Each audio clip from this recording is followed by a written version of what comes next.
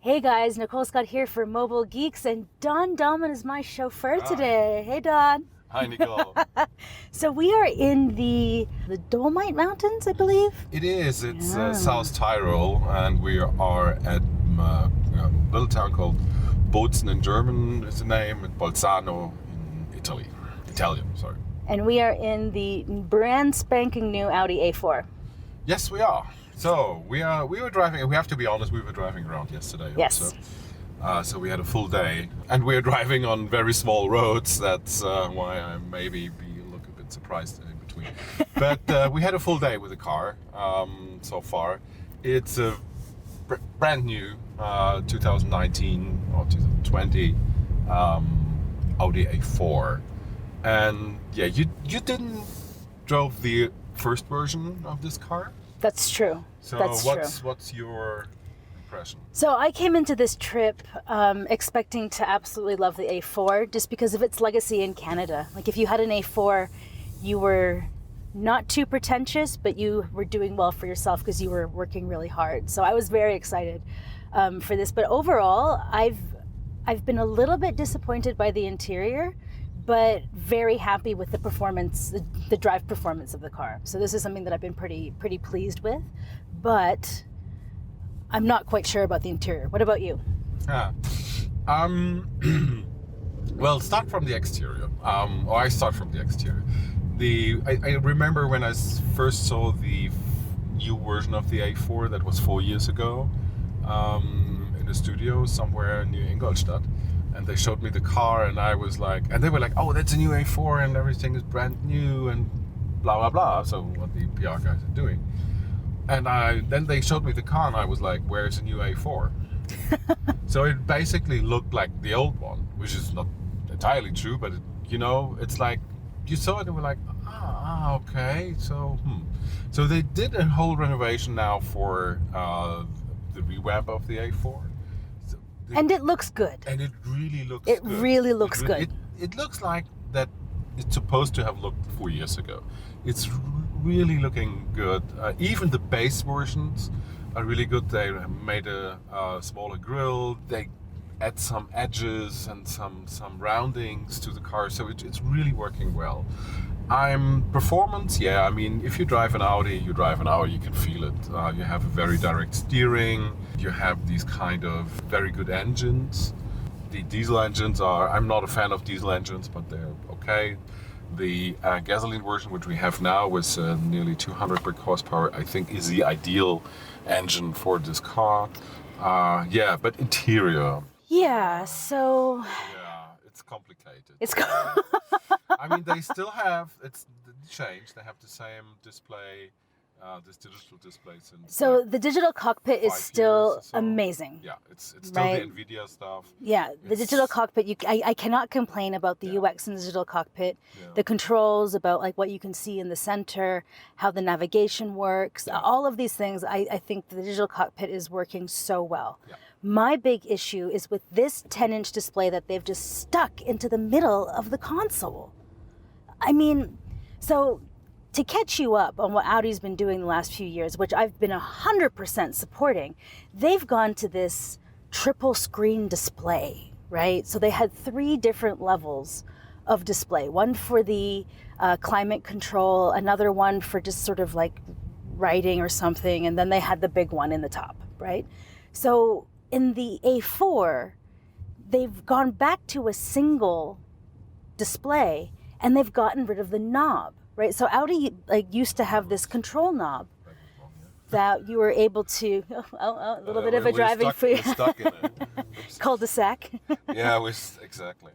Audi used to have a little control knob that you could control what was happening in the display without having to reach out and touch it.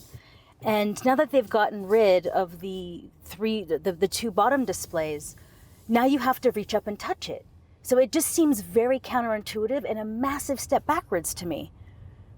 Not a fan, Don, not a fan. I mean, it's always hard to. I mean, the thing is, here you don't have the space for 2 displays. Correct. In the A4, in the A7, A8, it's different because you have these huge. It's a it's a bigger car. Yeah, exactly. It's a bigger car, and you can like put in these. So what you could do here is like put in 2 displays, but a smaller version. So that would be hard to read. So they decided to take the 10-inch display, which is it looks like you have like put an iPad in the middle of your car. I'm not sure about it either. So one of my issues with it is when we were kind of going through, and just say you want to enter into an address, right? Then all of a sudden you have the ability to write on this tablet, right? And so it doesn't make sense to me that they've evolved the UX so that you had your hand down on the gear shift and you could not look at the road and still write. But you can't have your arm up, look at the road and write. It's just it's too many things. So then this is where we come to the big question of how evolved is Audi's voice commands? Because maybe we can overlook all of this. We'll have that in a separate video. It's true. To show that. Because the entertainment system nowadays with all the connectivity possibilities is an extra video. It's true. Yeah, but the thing is, going back to the interior, you can't see it obviously, but we have a silver car which has a grey interior with grey leather seats or fake leather seats. I don't even know it's no, whatever. Well, hopefully they're vegan interior. I like that. I like that trend. The idea is beautiful. Vegan interior. Anyway, so it's like a greyish interior, and you have grey applications, which you hate. I hate. It's true. So we were sort of joking on the drive yesterday that this would be storm grey, and then this ash grey, and then this could be the soul of your ex grey, and then this could be moon gray. It's just gray on gray on gray. So not a fan of the color combinations, but we did look at some of the other cars that didn't have gray on gray on gray. Yeah, they had carbon interior, which is another, which is brown leather seats. But carbon is also a shade of gray. It's a shade of gray. Yeah, maybe somebody is in love with gray at Audi. I don't know, but no, the interior is fine. Everything else. If we don't talk about the entertainment system, everything it's like what you expect from Audi. Yeah, well built, excellent build quality. It feels really premium. Exactly. Everything is just really well built. It's just a premium car. It's what you expect from Audi. But on the other hand, I have to say, this is what I expect when I buy an Audi. So this should not be like a revelation or like oh, thank you that you built myself a car. God, you kept your standards, thank God. Thanks a lot for that. But because this is like an expensive car. The A4 starts in the base version, which they don't even have here at the press test. The base version starts, I think, at 33,000 euros. And so easily 45 to 50,000 euro car, easily. So without even thinking about it. So this is an expensive car, and I expect if I pay 50,000 euros, 45, 50,000 euros for a car, I actually expect that it's well built and that everything fits. But in terms of what we have for connectivity inside of the car, it is a tech forward thinking car, right? We have a full size USB there. There's a little change purse thing. They have this kind of like open air concept into their, storage unit, which has Qi wireless charging and NFC. And then there's even a Type-C connector in there, which isn't actually that common. And I'm just going to diverge a little bit and talk about this Type-C love. Now, if you guys didn't know, Audis and Mercedes actually connect better with Samsung smartphones, right? And if you remember a video that I made, last year, with the A-Class actually has no full-size USB ports, and it only has Type-C, right? And as a tech reviewer, I have one Type-C cable, right? This Type-C to Type-C is not a common connector, right? It's really not a common cable. And the guys at Daimler were like, what? But these come in the box with all Samsungs. And the reason why both Audis and Mercedes work better is that Samsungs actually have a more open API in order to connect with the infotainment system. Okay. Right? So that's why we're seeing all of these Type-C connectors show up, because a lot of the car developers are actually using Samsung devices to do a lot of the dev testing. That's why you also can like open and close your cars with Samsung devices, but not with some other. But not with some other devices, and it has to do with security, right, and the openness of the API of the UX, so that the car manufacturers can maintain that security while building out stuff, right? To like Huawei or Apple or all of these other like manufacturers, for some reason, well, Apple's definitely not that open, right? And the other manufacturers, maybe they're just not quite as on it for openness and interoperability as Samsung is. So it's actually pretty interesting, I think. Anyways.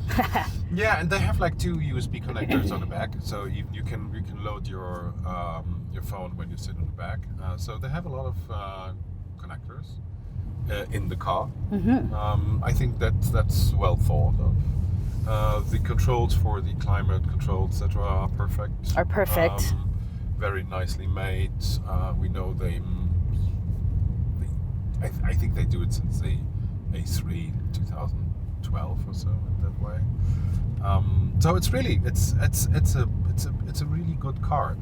Way better from the exteriors compared to what we had before.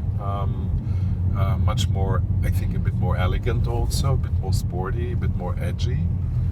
And now we have to turn around again. My goodness. Yeah, we're just driving We around. should have a GoPro facing forward to see this road situation that Don is having to navigate while saying intelligent things. We're just driving around. The thing is, we're just like not knowledgeable about. I have a back-facing camera, so I don't have to turn around. No, we're just driving around the hotel and some rural roads here, and they're just ending, so that's why. Well, what we're talking about? But there is one thing I actually wanted to talk about before we run out of time. The 12-volt system that's now in here. Oh, so yeah. So Don and I had a really big education at dinner last night with so much information because they are launching a 12-volt, an additional 12-volt battery in some of the A4s. So we have the 48-volt mild hybrid, which people are becoming a little more familiar with. It's sort of allowing this coasting to kind of disengage the engine on the highway and to help with turbo boost things. 12-volt does the same. 12-volt does the same. That's true. So the thing is, I think the difference is you had a better explanation, but what I understood, because you talked to the guy, I just was standing by. So you have the 48-volt system, basically as a mild hybrid, which is even not a mild hybrid, to be honest. It's just powering the car for like a couple of seconds if you lift and coast on the highway. So the engine stops working and the small battery from the 48-volt battery just takes over. The 48-volt battery is also responsible for the starter alternator, so that you have the start-stop thing going on. And the 48-volt system is also responsible for the electronic compressor, which you only have in the S4, not this version. All the other cars, the S4 with a big diesel engine in Germany, otherwise it has still a gasoline engine, but the S4 is the only car that has this 48-volt system. All the other A4s have the 12-volt system. And what's the difference there between the 48 and the 12? You got the explanation. So basically what's going on is during this jump start, right, when you have the stop start, the 12-volt is a little bit more gentle. What's the term in German? It's less hard. Yeah. Right, so from a user perspective, from a driver perspective, when the car starts, it's actually like softer, right? So it feels less jumpy. And from a LTP perspective, it's actually more efficient. So the 12-volt, one of the really nice things about it is that it reduces your consumption. So from for 100 kilometers, just a little bit. 0.4 liters per 100 kilometers. Yeah, if you use it right. If you use it right. But this is kind of a cool thing. So it keeps the emissions a little more even. Not that it needs it for this WLTP stuff, but it's kind of one of these nice little additions to kind of extra consumption, and that you're just a little more comfortable when you're driving the car. I mean, yeah, you need the systems nowadays for the to have this kind of lift and coast, to be able to do it. And it's cheaper, to be honest. To do the 12-volt lithium-ion battery, it's much cheaper, right? So it's really reducing costs. So it's a cost thing to the to the driver, because if you were to put a 48-volt system in, it's sort of overkill for this small sort of feature, right? So it costs them less. And it's nicer for us, and apparently the consumption thing's a tiny bit of an advantage. Tiny bit of an advantage. I mean, okay, so you have like this kind of system, kind of new starting system. I mean, using a starter alternator with a 12-volt or 48-volt system just reduces the shaking of the engine when you restart it, and it's more smoother, so you are more so it's a bit better. Then you have the efficiency of like not even half a liter or so, but well, half a liter is half a liter. Half a liter is half a liter, exactly. You know? Exactly. So that's an interesting thing to say. You only get the 48-volt system, which makes more sense, but you only get the 48-volt system in the S4. Here you have the 12-volt system. In all the other A4 versions, you have the 12-volt system, which is totally fine. So now, one of the things that I was confused about when we first started learning about this 12-volt system is that I thought that they were sort of like going back to a 12-volt system. But they're not. It's right? a double 12-volt. It's actually a double 12-volt system. So there's the original 12-volt, which runs a lot of the base power for the car, right? Just all of the electronics, some of the seats, and all of that kind of stuff. And so they've added a second lithium-ion 12-volt battery. And then there's Don pressing me back into the seat because the performance of this car is actually quite good. Yeah. So I mean, it's an interesting evolution for how they're managing the consumption as well as the electronics in the system, or in the car. So to explain that also, so you have like, it's not like you have two systems. It's a bit like you have two systems in a car, but the normal 12-volt system from your just normal car battery is powering everything that's running in a car, from the lights and the interior lights, the seat warmers. Exactly. Yeah. So it does that. The other 12-volt system is solely responsible for the alternators, the starting stuff, and having this kind of lift and coast thing that you can have. So it's like, and it's different, and you can't use the normal 12-volt system. Oh, it's already a dead end. Ending again. Another dead end. Another dead end. Anyway, so you can't use the the normal 12-volt battery, because it's not a lithium battery. Yeah. And this is one thing we should all remember: not all electricity is created equal, right? Exactly. In North America, we have 120 volts. In Europe, there's 220. It's the same thing inside of the car. So this is why on the 48-volt system with this new lithium-ion battery, they need an AC/DC converter to make the electricity the same. Or DC/DC converter to make the electricity current voltage the same. Yeah. So I mean, it's really complicated. It's a very complicated system, but it's what you get nowadays with this kind of mild hybrid. I mean, I was like, I'm always skeptical when they say this is a mild hybrid. So what is a strong hybrid or a not mild hybrid? I mean, you can use it for a couple of seconds, lift and coast, then you have to recharge the battery again. So actually it doesn't do a lot other than helping the engine starting and make it a bit more smoother. So it's a very complicated thing for a very tiny amount of energy you save, to be honest. And I don't know, I mean, now you have a lithium battery in your bag. With a 12-volt or 48-volt, so it's not different with that.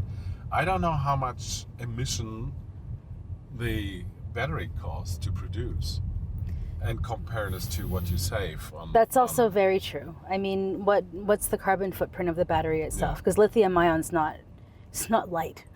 It's not light. I mean, On it's a CO2 very emissions. small battery, so it will be It very is. small, of course. But I mean, if we talk about being environmental friendly, etc., you always have to take everything in account. And that also means that you have to think about, okay, if we put a battery in it, how much energy do we need to produce the battery, etc., etc. And that's also a very good point. But also, one of the things that I sort of find interesting about the car manufacturers' decisions around how they're managing emissions. We were recently at a BMW event, and their solution is to go plug-in hybrid, right? Yeah, we talked about that. Which we talked about in a podcast, which if you're not subscribed to or checking out, you should. Yes. In the description below, you're missing out. Yeah, we only do the video versions of our podcasts when we are on drives, but every week we are doing a normal podcast. Exactly. So be sure to subscribe to that. What should we talk about next? Well, there's some stuff left. I mean, to talk about. I mean, the A4 is a very important car for Audi, because they need to make money out of it. I think they sold like 350,000 last year, which is like 50% or something like that. So you over 50% of the car, of their whole sales. So that's an important car, especially in the market in Europe, in the US, and in China. So this car is really, really important. So it better works. And the last version didn't like. It worked. It sold a lot of cars, sure, but it didn't work like really, really exceptional well. I think they had in mind that they would like produce higher numbers, and they didn't. So Why didn't it sell well? because it was boring. Because the exterior was boring? The exterior was Just because the exterior was boring? And then at the same time, Mercedes came with the C-Class, the new one, which is also like, oh, that's a nice car for Mercedes. They were a bit unlucky with the car. There was nothing wrong with the old A4. It's still a good car. If you buy a used one, you will have like a very good car. Again, the A4 is a bit the old one. In my view, the exterior is a bit boring, and this one here does make a lot of more sense. It's pretty sexy. It's true. Yeah. Exactly. So we are going to have a separate video about the infotainment system on the A4 because it is a single display, and we are super into infotainment systems and usability and navigation and voice commands. And Audi's MMI is largely considered to be one of the best in the industry. Yeah. I mean, we were actually talking about it at breakfast that maybe Daimler's is more advanced in terms of how they're doing edge compute, because Daimler's system has downloaded a lot of the voice commands, so it's not sending it up to sending your voice up to the cloud, right? In order to do a lot of the interaction. I think Audi's working on that, obviously, but Daimler's just a little bit ahead. But having said that, I don't think that the interaction with the infotainment system is far superior. So No, but we will have that but we're going to have this discussion in a separate video. In the end, if I would make a conclusion about the A4, I think Audi made a good step forward with the A4. The design is way better. The interior, you can argue about it, but it's still a good interior. If you like the 10-inch display just in front of your nose, I don't know. I don't see what else they could have done. So they could have brought the knob back. They could have brought the knob back. So we're talking about that in our navigation feature. Yeah, we'll talk about that later. But I think in all they did good work. Is the car worth 50,000 euros? I have my little doubts, to be honest. It feels like a very good car, but 50,000 euros? Ooh, yeah, you get a lot of stuff for your money, and you get a good car that you can sell for good money after you use it for like 2-3 years. But it's expensive. The conclusion is really hard to make. It's a good car, but it's still expensive. And maybe it's just me feeling that paying 50,000 euros for a car with a grey interior is maybe a bit too expensive. But I mean, okay, so what makes a car worth $50,000 to you then? That's a good question, to be honest. I mean, it has everything you would expect. It has extremely good build quality. It has extremely good and build very quality, nice it has engine. climate, it has good engine, it has the entertainment system. The driving quality is good. But you can have that also with like a Hyundai. For me, it's that the infotainment system doesn't feel as evolved as it should be. Like, I question it because for someone who to me, the driving experience is very similar between any premium car, right? True gearheads will be able to argue about how, everything is working for their drive style. But to me, a premium car is a premium car. Yeah. And it's about the ease of interaction and connectivity for me, that I want things to be a little bit more like my smartphone. So my expectations are a little bit higher of the infotainment system. So if I'm going to pay $50K for a car, it needs to feel future. Yeah, you're right. Maybe you're right. It should be more futuristic, or Maybe it should feel more futuristic. yeah, but that's not the A4, huh? The A4 is not made for futuristic. But why not? I mean, like, if this is your family's good old sedan, right, and I'm paying $50K for a car, I'd want it to be a little like the infotainment system feels very future and that kind of stuff. I mean, this is one thing you could argue. So you're going out and you're buying a smartphone for like 500 euros and you get like the best thing in the world. I mean, if you buy like a Huawei or name some other brand, Samsung or OnePlus. This is my OnePlus, yeah. Or whatever. So you get like a very decent, very interesting experience. Yeah. And here it feels a bit like, even the entertainment system and all the connectivity systems feels a bit dull. So it's not like that it's bad, but it's like, it's not this wow effect that you have when you first open your iPad or your phone. So for 50,000 euros, I mean, this is something when we talk about the entertainment system we should come up with. This is something where they're lacking a bit of these wow factors for the customer, because for the customer it should be, oh wow, oh what that, oh my god, but this is like, okay, I have to deal with it because I can't understand it. So missing like the connectivity wow factors and everything. So the difference between a premium and a mid-range smartphone now is the nuanced details that add to your life. Yeah. Like with the Huawei P30 Pro, it's the fact that you can take a photo of the moon, and Huawei has taken photos of the moon and then uses AI to make your photo of the moon look more amazing. Yeah, exactly. I mean, this is a wow factor that you're like, okay, they've significantly added to something in my life that I didn't even know that I needed. Yeah. Right? And this infotainment system, I have to use my arm in the air to write.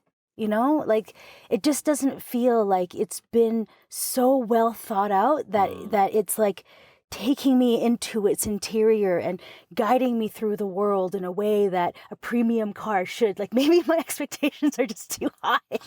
No, but I think you're right, because in the end you see, you buy a car for 50,000 euros and you get an experience like from the connectivity entertainment system, which is like €150 smartphone. And so this is a bit of, I think they have to work on that. I mean, when you talk to the people who bought a Volvo or bought a Tesla, when they get into the car, the first thing they see is like a huge display, and they're like, "Wow, future. What's going on? This is like this kind of huge display." Future. And it feels like, yeah, exactly. It feels kind of future. And here you get in and say, yeah, it's a nice display. It looks like a tablet that was like stuck on the on the dash. On the dash. Stuck and that's there. it. So I think manufacturers still have the A4 may be an example for it. Manufacturers still have the problem that they are producing cars and then think about what the people do inside. And I think this is in the future, this will not work anymore. Maybe the A4 is one of the last cars where you can see this is working. This type of thing. No, and it's true. The digital services and integration with your digital lifestyle is something that all car manufacturers are struggling with right now. Like me personally, really picking on the A4 and the interior. It's not to say that I've gotten into any car and been like, wow, they've nailed it. Yeah. Right. So at least saying that my bar is high for everyone. So thanks a lot for watching and listening to us. Yeah, and be sure to check the playlist below with some other Yes. great videos. Don and I did a really nice one in Abu Dhabi with the e-tron, which was quite cool. And then we also have a regular audio podcast that happens every week if you haven't checked that out. All right, so this has been Don Dalhmann. And Nicole Scott. See you guys. Bye.